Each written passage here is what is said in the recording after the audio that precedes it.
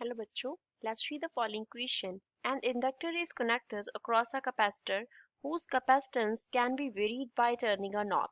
हमें क्या दिया है? ये बोला है कि कैपेसिटर के साथ इंडक्टर को कनेक्ट किया है और इसकी जो कैपेसिटेंस है कैपेसिटर की उसको हम नॉब को टर्न करके वेरी कर सकते हैं. We wish to make the frequency of oscillation of this LC circuit to vary linearly with the angle of rotation of the knob. हम क्या चाहते हैं कि जो LC सर्किट का फ्रीक्वेंसी है वो angle of rotation of knob के साथ लीनियरली वेरी करे. कितने से कितने तक वेरी करे? Going from 2 into 10 raised to power 5 to 4 into 10 raised to power 5 hertz as the knob turns through 180 degree. जब नॉब जो है वो 180 डिग्री से टर्न करेगा तो इतनी से 2 into 10 raised to power 5 से 4 into 10 raised to power 5 hertz तक जो फ्रीक्वेंसी ऑसिलेशन का वो वेरी करेगा. If L is equals to 1.0 millihenry, अगर L का वैल्यू 1.0 millihenry हो, plot the required capacitance C as the function of angle of rotation of the knob. तो knob का जो angle of rotation है उसके साथ C का वैल्यू जो है वो कैसे वेरी करते हैं उसका ग्राफ हमें प्लॉट करना है. So first of all we will talk about the key concept used in the question. इस क्वेश्चन में क्या की concept यूज हो रहा है. तो पहले तो हमें दिया क्या गया है, बेसिकली एक LC ऑसिलेटर दिया गया है. LC ऑसिलेटर जो L है वो क्या रिप्रेजेंट कर रहा है? इंडक्टेंस को. L is inductance. C जो है वो रिप्रेजेंट कर रहा है कैपेसिटेंस को. C is capacitance of capacitor. अब LC ऑसिलेटर सर्किट के लिए जो फ्रीक्वेंसी है वो वेरी करता है with angle of rotation. Knob को हमने कितना रोटेट किया, क्योंकि हमारे पास क्या होगा, बेसिकली एक नॉब लगा होता है कैपेसिटर की जो कैपेसिटेंस वेरी करता है. मींस हम ऐसे बना लेते हैं, ये सपोज हमारे पास इंडक्टर है L हो गया और ये हमारे पास क्या हो गया, कैपेसिटर C हो गया. अब यहाँ पे क्या होता है, वोल्टेज सोर्स ऐसे होता है. तो जो कैपेसिटेंस है वो वेरिएबल है, ये शो करता है एरो के कैपेसिटेंस जो है वो वेरिएबल है. तो जो हमारे पास ऐसे नॉब बना होगा उसको हम जैसे जैसे रोटेट करते जाएंगे वैसे वैसे कैपेसिटेंस का जो वैल्यू है वो वेरी करता जाएगा. तो जो फ्रीक्वेंसी है बेसिकली वो क्या कर रही है, वेरी करेगी एंगल ऑफ रोटेशन के साथ. यहाँ पे रोटेशन है, एंगल ऑफ रोटेशन के साथ. तो एंगल ऑफ रोटेशन को अगर हम थीटा कंसिडर करें एंड फ्रीक्वेंसी को एफ का जो रिलेशन है वो क्या होता है थीटा के साथ, F not into 1 plus theta upon 180 degree होता है. अब यहाँ पे एफ नॉट जो है वो क्या रिप्रेजेंट कर रहा है, जब थीटा का वैल्यू कितना है 0 डिग्री है उस टाइम पे फ्रीक्वेंसी जो है वो किसके इक्वल होगा, एफ नॉट के इक्वल होगा. Frequency will be F naught. कैसे, हमने लिखा F is equals to F not into 1 plus theta by 180 degree. तो इसको हम थीटा को अगर हम 0 डिग्री फिल कर दें तो हमारे पास क्या रह गया, we have F is equals to F not into 1 plus 0 which means F is equals to F naught. तो जब थीटा हमने रोटेट नहीं किया तो एफ जो है वो किसके इक्वल है, एफ नॉट की इक्वल है. That is equals to 2 into 10 raise to power 5 hertz. किसके इक्वल है, 2 into 10 raise to power 5 hertz की इक्वल है. लेकिन अब हमने क्या कर दिया, ये कहाँ पे वैल्यू है, at theta is equals to 0 degree.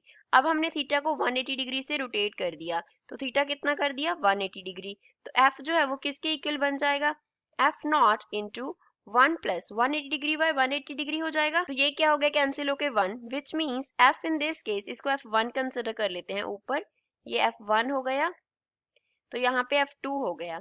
तो ये F2 है तो F2 किसके इक्वल हो गया, एफ नॉट इंटू हमारे पास क्या बन गया 1 plus 1, that is F2 is equals to 2 times of F naught. तो एफ नॉट का 2 टाइम्स कितना हो गया, 4 into 10 raise to power 5 hertz हो गया. विच मीन्स बेसिकली हमें ये वाला रिलेशन जो है वो यूज करना है. और सेकेंड थिंग, फ्रीक्वेंसी का जो ओमेगा के साथ रिलेशन होता है वो क्या होता है, फ्रीक्वेंसी का एफ पे हमसे एफ से डिनोट कर रहे हैं तो ओमेगा एंगुलर फ्रीक्वेंसी अपॉन 2 पाई के इक्वल होता है. तो एंगुलर फ्रीक्वेंसी ओमेगा को हम लिखते होते हैं 1 upon square root of L into C. तो यहाँ पे हम लिखेंगे frequency is equals to 1 upon 2 pi into square root of L into C. अब क्या करना है, बोथ साइड स्क्वायरिंग कर देनी है. अगर हम बोथ साइड स्क्वायरिंग कर देंगे तो लेफ्ट हैंड साइड पे हमारे पास क्या आ जाएगा, एफ का स्क्वायर आ जाएगा इज इक्वल्स टू 1 अपॉन 2 पाई का स्क्वायर हमें देगा 4 पाई स्क्वायर, साथ में आ गया L into C.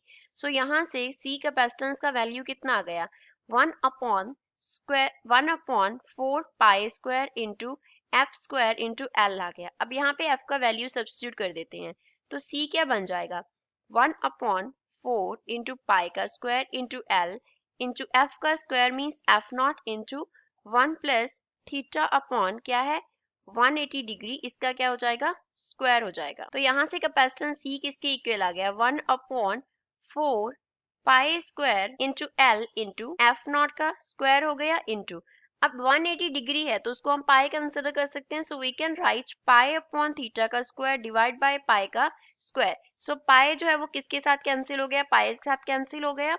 So we have c is equals to 1 upon, यहाँ पे पाई स्क्वायर को पाई स्क्वायर के साथ कैंसिल किया है 4 into L into F not का square into pi plus theta का क्या हो जाएगा स्क्वायर हो जाएगा। अब एफ नॉट का जो वैल्यू है वो कितना है 2 इंटू 10⁵5 हर्ट्ज है, एंड जो हमारे पास एल का वैल्यू है वो हमें कितना दिया है, ये हमारे पास गिवन वैल्यूज हैं 1 मिली हेनरी दिया है, तो 1 मिली हेनरी को हम क्या लिख सकते हैं 1 इंटू 10⁻³ हेनरी लिख सकते हैं। सो इनिशियली जब थीटा का वैल्यू कितना है 0 डिग्री है, theta is equals to 0 degree, तो उस टाइम पे कैपेसिटेंस कितना है c is equals to 1/4 multiply by l that is 10⁻³ F not का स्क्वायर है तो 2 इंटू 10⁵5 का क्या हो जाएगा स्क्वायर हो जाएगा।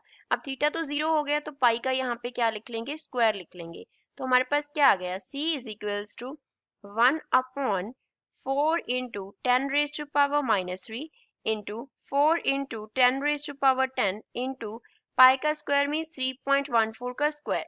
सो कैपेसिटेंस यहाँ से हमारे पास किसके इक्वल आएगा will be equals to 1/4 into 4 is 16, 16 into 3.14 into 3.14 two times करेंगे तो हमारे पास बनेगा 157.75 और मल्टीप्लाई क्या हो गया 10⁻7 से हो गया, 1 को इस फैक्टर से डिवाइड कर देंगे, c का जो वैल्यू है वो हमारे पास बन गया 0.006 मल्टीप्लाई बाय 10⁻7 एंड इसके यूनिट्स क्या होंगे फैराड होंगे, और हम क्या लिख सकते हैं c इज इक्वल्स टू 6। अब यहाँ पे 1 2 एंड 3 टाइम्स हम इसको पॉइंट को राइट साइड शिफ्ट करेंगे तो क्या लिखेंगे 10⁻10 फैराड लिखेंगे। तो बेसिकली जो इनिशियल कैपेसिटेंस है उसको हम सी नॉट से डिनोट कर लेते हैं, अब यहाँ पे हर जगह पे सी नॉट लिख लेते हैं। तो सी नॉट का जो वैल्यू है इनिशियली जब थीटा 0 है तो 6 इंटू 10⁻10 फैराड है, रेस्ट हमारे पास जो सी है वो क्या वेरी करता है थीटा के स्क्वायर के साथ वेरी कर रहा है इनवर्स रिलेशन में। तो रिलेशन क्या है सी एंड थीटा में, रिलेशन क्या है c is equals to 1, c is inversely proportional to 1 theta का स्क्वायर है। तो ग्राफ जो है वो कैसे बनेगा, इस तरफ हमने कैपेसिटेंस कंसिडर कर लिया और इस तरफ हम क्या कंसिडर कर रहे हैं थीटा का स्क्वायर कंसिडर कर लेते हैं, थीटा कंसिडर कर लेते हैं, ये थीटा हो गया। अब यहाँ पे इनिशियली थीटा का वैल्यू कितना है 0 है, इस तरफ जाते थीटा का वैल्यू सपोज यहाँ पे 10 डिग्री हो गया, यहाँ पे 20 डिग्री हो गया और ऐसे ऐसे वैल्यू इंक्रीज कर रहा है। कैपेसिटेंस का वैल्यू क्या ले रहे हैं, यहाँ पे 2 है, यहाँ पे 4 है, यहाँ पे क्या है 6 है, इसके साथ हम फैक्टर मल्टीप्लाई करेंगे, कौन सा फैक्टर 10⁻10 फैराड के यूनिट्स हैं। कैपेसिटेंस जब थीटा 0 है तो कितनी है 6 इंटू 10⁻10 है, तो जो ग्राफ है बेसिकली वो कैसे बनेगा इस तरीके से बनेगा, थीटा के स्क्वायर के साथ जो है वो ग्राफ सी का डिक्रीज होता जाएगा, जैसे जैसे थीटा इंक्रीज करेंगे सी का वैल्यू डिक्रीज करेगा। So this will be the final graph, this is final graph for the given question. I hope you understood well. Thanks.